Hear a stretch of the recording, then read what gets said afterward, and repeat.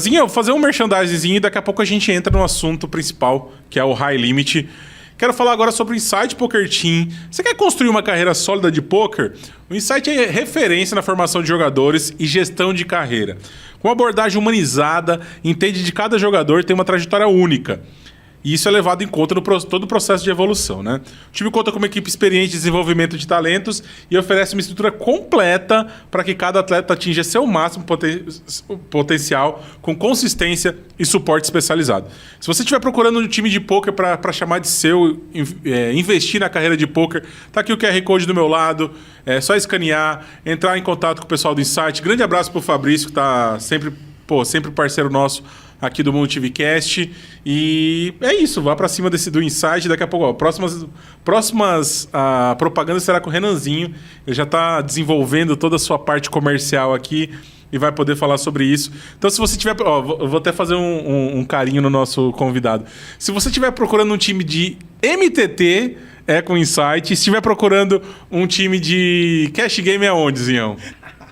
Ele é bom, ele Aqui, é ó, bom. vamos ver. Tá meio desbotada Ele é a caneca. Tá meio desbotada a caneca aqui que minha mulher acabou colocando na lavadora de coisa, pô, aquela automática muita lá. gente e usando botou. a caneca. Metagame. O caneca é Metagame Poker Team. As pregas, como é que tá também? Peraí, cara. O programa é sério, no meio da propaganda. Tá, agora vamos falar sério. Zinhão, me fala um pouquinho, acho que a gente vai entrar no assunto principal do programa. Eu vou passar um pouquinho sobre a minha experiência. Quando eu descobri que ela ser lançado o High Limit, eu falei, caraca, velho, que ideia genial. Quando eu vi o primeiro episódio, eu fiquei todo arrepiado, vendo todas aquelas pessoas que participaram. O formato, eu já conhecia todos ali, mas quando você imagina o público de fora ver lá o cara se apresentar, todos aqueles jogadores, imaginei eles conhecendo e falando, nossa, quem é esse cara? E de repente eles estarem sendo apresentados ao Yuri Martins, que é o nosso maior, talvez o nosso maior referência no poker, ao Saulo, que talvez os caras falam, nossa, quem é esse cara? E de repente vê a referência que ele é, principalmente do cash game. Então eu queria que você me contasse como é que surgiu a ideia do High Limit e quais foram os desafios para o projeto sair do ar. Então, basicamente é isso. Cara, obrigado pelas tuas palavras. Realmente a gente conversou ali em off e realmente, eu acho que para todo mundo que faz parte desse meio do poker é uma parada maneira, né? Porque a gente vê uma representação nossa daquilo que nós crescemos vendo, né? Então a ideia, cara, eu sempre digo que a ideia ela meio que sempre existiu, porque a gente sempre sonhou em estar nessa posição, né? Eu sempre sonhei, eu cresci vendo o High Stakes Poker, vendo as estrelas lá, o próprio Daniel Negreanu, o Phil Ivey, Phil Hellmuth e outros caras ali, Durr, né? Estando nesses programas. E muita gente me fala do Poker After Dark, pra ser sincero, a minha maior referência é o High Stakes Poker. E, cara, a ideia meio que sempre existiu, a gente sempre teve vontade de fazer, principalmente quando a gente, quando nos tornamos, né, o maior time de cash game do mundo e que a gente se solidificou bem no Brasil, a gente tinha essa vontade, mas era um cenário aí, eu lembro que você me perguntou uma vez, numa entrevista, sobre, e aí, esse cash games, será que vem pro Brasil e tal? E a gente já tinha ideia. Acho que foi na entrevista lá do... Foi do Poker de Boteco, o Renanzinho inclusive fez. assistiu, contou comigo nos bastidores aqui antes da gente começar. Da hora. Foi bem... A gente já tinha ideia, já queria fazer, mas eu acho que a ideia veio com mais força numa primeira imersão que a gente faz dos sócios, e foi o próprio Saulo que falou, quis pegar o projeto para ele. Acabou que a gente tinha outras coisas para fazer, tinha outros projetos na frente, e o projeto mesmo saiu no começo do ano passado. Uma TV entrou em contato conosco, assim, através de amigos em comum. Eu já tinha comentado com amigos que eu tinha vontade de fazer isso, e esse amigo meu acabou entrando em contato falando, cara, uma pessoa de uma TV falou comigo que queria fazer alguma coisa de poker, você sempre teve essa ideia, blá blá blá, vou te colocar em contato. Eles me colocaram em contato, a gente negociou com aquela TV, era até um nome diferente, era um formato um pouco diferente, e acabou que não deu certo com aquela, mas a gente já tinha o projeto todo feito, e aí a gente acabou continuando o projeto e levando ele para outro lugar, levamos para a BMC, a gente já tinha o H2Bet como patrocinador, E, cara, e aí fizemos, né? Mas assim, os desafios, você perguntou dos desafios, cara, foram gigantes. Você sabe como é difícil fazer coisa audiovisual, principalmente começando. Mas a gente teve, pô, a gente com o patrocínio, né, da H2Bet, foi fundamental para conseguir tirar isso do papel. E os desafios foram gigantes. Desde a pré-produção até a pós-produção ali, no dia a dia a gente conversou também sobre isso. Os desafios da pós-produção foram muito grandes, de edição. Mas, cara, trabalhei muito nisso, muito.